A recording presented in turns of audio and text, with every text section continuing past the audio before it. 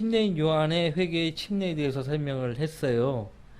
유아 세례라고 했는데 유아 세례의 성경적인 근거가 전혀 없습니다. 여기 침례인 요한의 침례조차도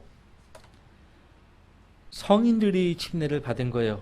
마태복음 3장 5절 6절 말씀을 잘 보세요. 그때 예루살렘과 온 유대와 요단강 주위의 모든 지역에서 그에게 나와 자기들의 죄들을 자백하고, 침례를 받고자 하는 이스라엘 백성들이 어떻게 했다고요? 자기들의 죄들을 자백했다라고 말씀하고 있습니다. 어린 아이들이, 이제 갓 태어난 아이들이 무슨 죄를 지어서 자백을 합니까? 예? 요단강에서 그에게 침례를 받더라. 하여튼 침례 받는 대상은, 어린아이는 일체 제외가 됩니다. 지금 여러분들 이 선악에 대한 지식이 없는 아이들은 죽으면 어떻게 될까요? 하늘나라 가는 거예요. 아담과 이브가 범죄하기 전까지는 선악에 대해서 알지 못했다고요. 그죠? 그러니까 영생이 보장이 되었단 말이에요. 근데 범죄를 하자마자 선악에 대한 구분을 해야 되는 거예요. 지금 태어난 아이들은 물론 아담의 타락한 본성을 가지고 태어납니다. 죄를 지을 수 있는 타락한 죄성을 가지고 태어나요. 하지만 그 아이들은 죄를 어떻게 지는지 몰라요. 그렇기 때문에 그 아이들이 죽으면 지옥에 안 가요. 생각해 보세요. 백보자 심판석에서 갓난아기, 어린아이들을 쫙 나열해 놓고 심판하신다고 생각해요. 그 심판하시는 하나님 상상이나 됩니까? 심판을 받을 수 있는 책임을 짓는 사람들만 심판의 대상이에요. 여기서도 아이들은 없는 거예요. 아이들은. 어린아이가 내게로 오는 것을 허락하라고 했어요. 예수님이. 천국은, 하나님 나라는 이런 자들의 것이니라.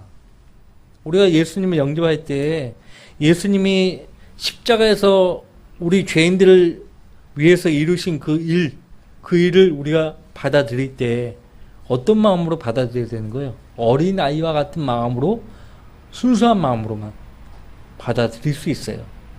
순수하지 못한 사람들은 에이 그게 말이나 돼 하고 거절합니다. 실제로 어린아이들은 지옥에 안 가요. 이게 성경에서 말씀하고 있는 거예요. 예. 여호수아가 이스라엘 백성들을 약속의 땅으로 데리고 갈 때 데리고 간 거의 대부분의 사람들이요. 신명기 1장 보세요. 잠깐. 신명기. 유아세례 이런 것들은요 다 카톨릭에서 채용해 온 것입니다. 그래서 요람에서 무덤까지 교회가 다 책임지는 거예요. 아이들까지 다 유아세례로 교인으로 다 확보해버리면, 그죠? 확보를 해버리면 고정 출석 멤버가 딱 생겨버리잖아요. 예? 고정 출석 멤버. 그러니까 그런 것들이 이 이단교리를 깊숙이 들어가면은 꼼수가 보여요. 꼼수.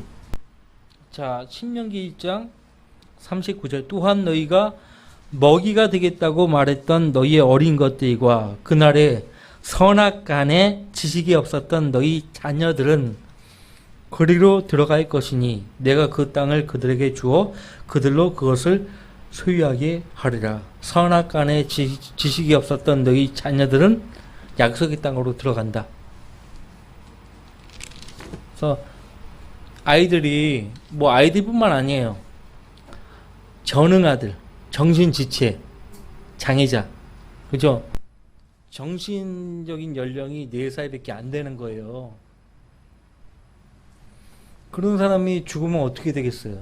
지옥 갈까요? 성경을 읽어보면 답이 나온다니까요. 유아세례는 성경적 근거가 전혀 없어요. 성경적 근거가 전혀 없어요. 성경에 기록된 대로만 읽고 믿을 수 있으면요 속지 않아요. 자, 마태복음 3장 침례인 요한의 침례는 회개의 침례라고 했죠. 회개의 침례. 11절 말씀. 마태복음 3장 11절. 나는 정녕 회개시키기 위하여 너희에게 물로 침례를 주거니와. 물로 침례를 주는 목적이 뭐라고요? 회개시키기 위해서. 그러니까 침례인 요한이 나타나기까지도 이스라엘 백성들이 거의 대부분이 어떻게 했어요? 율법에서 돌아서 버린 거예요. 그러니까 말라키 선지자로부터 침례인 요한까지의 기간이 400년이에요. 예? 400년. 그러니까 신구약 400년 기간을 얘기하잖아요. 400년. 400년 동안에는 왕이 없었어요. 로마 제국의 통치를 받았죠. 선지자도 없었어요. 제사장도 없었어요. 이 신구약 400년 기간 동안에 바리새인, 사두개인, 그 다음에 성경이 아닌 것들, 반대경, 위경, 외경, 이런 것들이 우후죽순 나온 거예요. 영적으로 완전히 깜깜한 그 상황이에요. 근데 예언대로 예수 그리스도께서 오신 거죠. 예언대로. 자, 예수님이 오시기 직전까지 영적 상황이 어떨까요? 항상 예수님 오시기 직전에는 영적으로 온 세상이 어두워요. 어둡다고요. 예수님이 계시는 동안 세상은 빛을 볼 수 있었어요. 근데 지금 예수님이 가셨잖아요. 지금 영적으로 어두운 밤이에요, 밤이에요. 그래서 어두워요. 그래서 예수님이 침례인 요한에게 침례를 줘야 하는데 도리어 예수님께서 침례인 요한에게서 침례를 받으셨어요. 그 까닭이 뭐라고 했죠? 그 까닭이 뭐라고 했어요? 이스라엘에게 자신을 알리시기 위해서요. 그 다음에 그래서 침례인 요한이요. 요한복음 2장 31절 말씀에서 예수님을 알리기 위해서 침례를 준다고 했거든요. 그 다음에 두 번째는 예수님이 율법 아래에 있는 그 백성을 구원하시려고 자신이 율법 아래로 들어가시려고 요한의 침례에 순종했다는 거죠. 단 예수님은 당시 백성들처럼 회개하지 않고도 침례에 순종할 수 있었다는 거예요. 예수님은 회개할 필요가 없잖아요. 그죠? 예수님 받는 침례와 일반 백성이 받았던 침례의 성격이 여기에 있는 거예요. 다른 것이에요. 그래서 다시 복습 차원에서 말씀드리지만 나는 너희를 회개시키기 위해서 물로 침례를 주었지만 내 뒤에 오시는 예수님은 나보다 더 능력이 많으셔서 그분은 너희에게 성령으로 또 불로 침례를 주시라고 11절에서 밝혔어요. 성령 침례가 불침례가 아니에요. 일반 교회 목사들이 그렇게 가르치는데 불받으라고 하는 거는 지옥 가라는 말과 다름없어요. 성령으로 또라고 구분하고 있잖아요. 성령 침례가 있고 불침례가 있는데 자, 불로 침례를 주는 것은 꺼지지 않는 불 속에 집어넣고 태우신다는 말이에요. 침례의 침자는 잠기침이에요. 잠기침. 잠겨버리는 거예요. 집어넣고 잠겨버리는 거예요. 예? 그러니까 이 변기된 성경은 은사주의자들의 주장을 옹호하지만은 바른 성경은 전혀 그렇지 않습니다. 그런데 표적, 이적, 환상, 꿈, 방언 이런 것만 찾게 하는 까닭이 뭔지 아세요? 무지하게 만들려고 하는 거예요. 내가 여의도 순복음교회를 오랫동안 다니면서 한 가지 알아낸 결론이 뭔지 아세요? 거기 있는 사람들이 다 그래요. 열이면 열. 나 확신 있게 얘기할 수 있어요. 환상, 이적, 기적, 방언, 신용 이런 것만 쫓아다니니까요. 사람들이 성경 안 읽어요.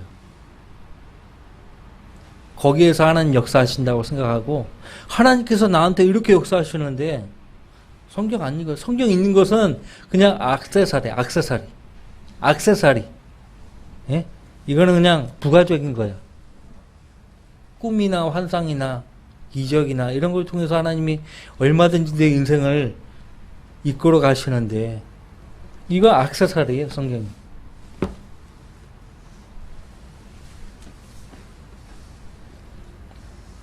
나는 확신 있게 얘기할 수 있어요. 그래서 사람들을 무지하게 만드는 거예요. 무지하게.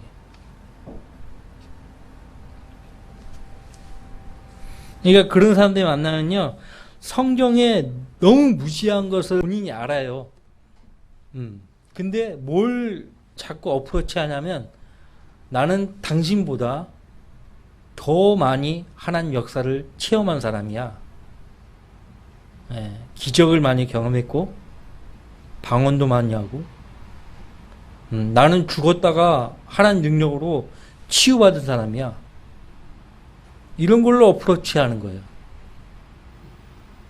당신은 그런 게 없잖아. 마귀가 그 사람을 그런 걸로 병들게 만든 거예요. 그 사람은 속은 거예요. 적그리스도도 그렇게 온다니까요. 그러니까 많은 사람들이 넘어가는 거예요. 적그리스도가 오려면은 준비를 해놔야 되거든요. 뭘로? 은사주의로 준비를 해야 돼요. 마지막 때의 미혹이 은사주의예요. 카톨릭 안에서도 은사주의가 있어요. 카톨릭 안에서. 파티마 들어보셨어요? 성모 마리아에서 피눈물 나온다. 응? 마귀가 장난치는 거거든요. 거기서 뭐 물을 마신다든지 성모 마리아상 뭐 이렇게 쓰다듬으면 뭐 병이 난다든지, 그러니까 버스 대절해서 거기 가는 거예요, 사람들이. 그런 기적을 체험하려고. 다 마귀가 사기치는 겁니다. 그런 기적이나 환상이나 이런 것들을 쫓아가게 되면 성경에서 멀어지게 돼요. 성경 안 읽어요. 얼마든지 기적을 체험하고 사는데 성경 읽을 필요가 뭐가 있겠어? 안 읽어요. 읽어도 그건 액세서리. 예수님이 하나님의 아들로서 하나님의 종으로서 이 땅에 오신 그분의 백성들에게 왕으로 오셨다는 것을 증거하기 위해서 예수님이 요한의 침례에 순종하셨다는 거. 다시 한번 요한복음 1장 보시면요. 요한복음 1장 보세요. 침례 요한이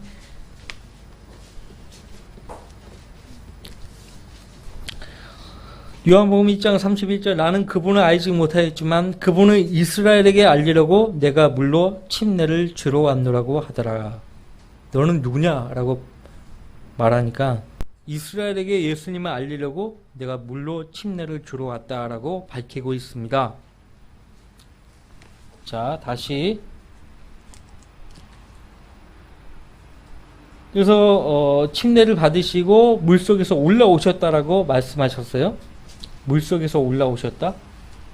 그런데 많은 교파가 있지만은 침례에 대한 교리에 대해서 가장 무지한 사람들이 누군지 아세요? 침례교도예요. 오늘날 침례교도는 물로 침례 받는 거밖에 몰라요. 물로 침례 받는 거, 그게 옳다는 것밖에 몰라요. 아이러니하죠? 되게 웃긴 거는 기독교 한국 침례회 그 사이트에 올라가서 보면은 침례교의 유래에 대해서 설명을 하는데 침례인 요한이래. 침례인 요한. 얼마나 무지한 거예요. 침례인 요한하고 관계없거든요. 침례인 요한은 자기 백성들에게 회개시키기 위해서, 또 예수 그리스도를 그 백성에게 알리기 위해서 회개의 침례를 베푼 거지. 교회하고 전혀 관계없어요.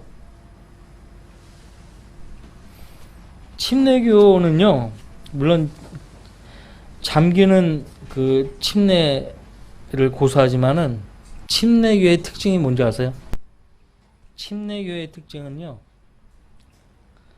지역교회 자치성이에요. 지역교회, 교단이 없고요, 지역교회 자치적으로 독립적으로 운영한다는 거. 그 다음에 두 번째는 국가와 교회의 분립이에요. 교회는 국가를, 국가는 교회 서로 간섭하지 못해요. 이 침례교회예요. 가장 큰 특징은요, 로마 카톨릭의 교리와 실행을 정면으로 부정한다는 거예요.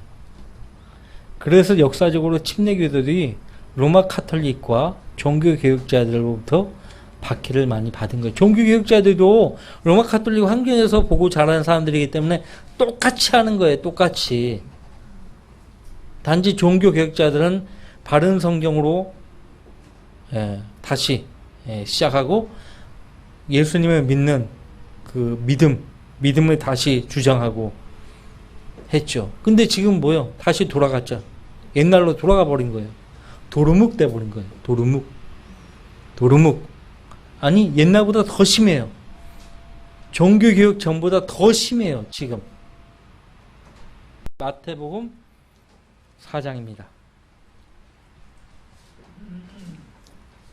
1절, 그때에 예수께서 마귀에게 시험을 받으시려고 성령의 인도로 광야에 가시니라. 자, 여러분들 이 구절을 늘 대하셨을 테지만 대할 때마다 좀 의문이 나지 않아요? 왜 예수님이 마귀에게 시험을 받으시려고 했을까? 마치 무슨 마귀가 예수님 위에 있는 것처럼 보인단 말이죠. 그렇죠? 마귀가 예수님 위에 있는 것 같이 보이지 않아요?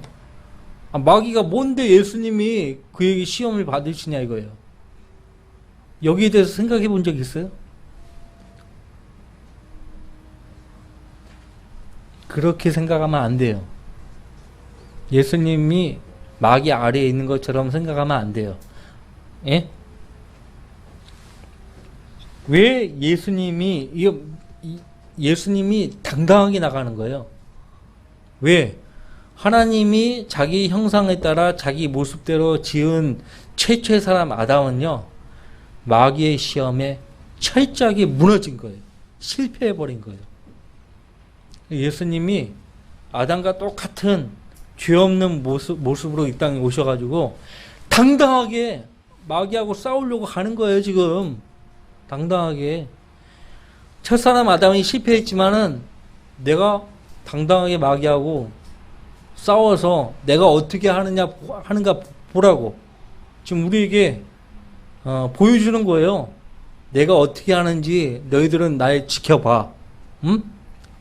아담이 하지 못했던 걸 내가 어떻게 하는지 너희는 똑똑히 보기만 하라고. 당당하게 마귀에게 시험을 받으시려고 그것도 성령의 인도로 광야에 가셨어요. 우리도 마귀를 상대하기 전에 성령의 인도를 받지 않으면 안 된다는 거죠. 홀로 서서 마귀하고 상대할 수 있는 적수가 우리 안에 있나요? 장수가 있어요? 마틴 루터가요, 쓴 찬송가 작사 있죠. 내 힘만 의지하고는 패할 수밖에 없다고. 내 힘만 의지하고는 패할 수밖에 없어요. 우리 스스로 마귀를 상대할 수 있는 사람은 아무도 없단 말이죠. 성령의 인도로 마귀에게 가야 되는 거예요. 여기 2절 말씀 보시면 40일 낮과 밤을 금식하신 후라고 있죠. 40일 낮과 밤을 금식하신 후 시장하게 되셨을 때, 마귀의 시험을 받으신 때는 40일 낮과 밤을 금식하신 후에 받은 거죠. 그죠? 근데 이 똑같은 상황이 누가복음 4장에도 나오는데, 누가복음 4장 있죠. 예수께서 성령으로 충만하여 요단강에서 돌아오신 후 성령으로 인도되어 광야로 가셔서, 근데 2절 40일 동안 마귀에게 시험을 받으시더라. 마태복음 4장과 다르게 누가복음 4장에서는 마귀에게 시험 받으신 기간이 어떻게 돼 있어요? 40일 동안 마귀에게 시험을 받으시더라. 이 기간 동안에는 아무것도 잡수시지 아니하시니 그 날수가 끝난 후에는 시장하게 되시니라. 그러니까 이 40일 동안 마귀의 시험을 받으셨는데 어떤 시험 받으셨는지 구체적으로 알 수가 없어요. 그러니까 40일이 끝난 뒤에도 누가복음 4장에 가면 날수가 끝난 후에 시장하게 되었을 때 시험 받으신 거예요. 그죠? 시험 받은. 이 시험 받은 내용은 마태복음과 누가복음은 같아요. 근데 시험을 여러 번 받으셨다는 거예요. 문제는 아시겠어요? 시험 받으시는 곳이 대부분 대체적으로 전통적으로 유대 광야에서 시험 받으셨다라고 그렇게 말하는데 유대 광야가 아니에요. 잘 보면 예수님처럼 40일 동안 금식한 선지자들이 몇 명이나 되죠? 성경 읽어보셔서 알겠지만 딱 나와야죠. 많지 않아요. 모세, 그 다음에 엘리야, 그죠? 근데 모세, 엘리야가 어디에서 40일 동안 금식했다고 성경 말씀하고 있죠? 신의 산, 신의 광야, 신의 광야가 있는 신의 산. 그럼 예수님도 신의 광야에서, 신의 산에서 금식했다고 봐야죠. 그죠? 모세, 엘리야는 예수님 재림할 때 항상 등장하는 선자들이에요. 공통점이 있죠. 예수님처럼 모세, 엘리야가 40일 밤낮 금식했죠. 그렇죠? 예수님 사역과 이 두 선지자는 밀접한 연관이 있어요. 그 다음에 예수님도 당시 헤롯 대왕을 대면했죠. 모세는 파라오, 엘리야 선지자는 아하방. 근데 파라오와 아하방, 헤롯 대왕은 모두 적그리스도를 예표하는 인물입니다. 예수님은 헤롯 대왕을요 여우에 비유했어요. 여우 새끼, 여우. 예수님과 함께 마태복음 17장 보시면 변화산이라고 불리는 산이 있죠. 변화산이 어떤 산인지 모르실 거예요. 지금 유대 땅에 가면은 변화산이라고 따로 있는 게 아니에요. 신의 산을 가리켜 변화산이라고 하는 거예요. 다 모른다니까요.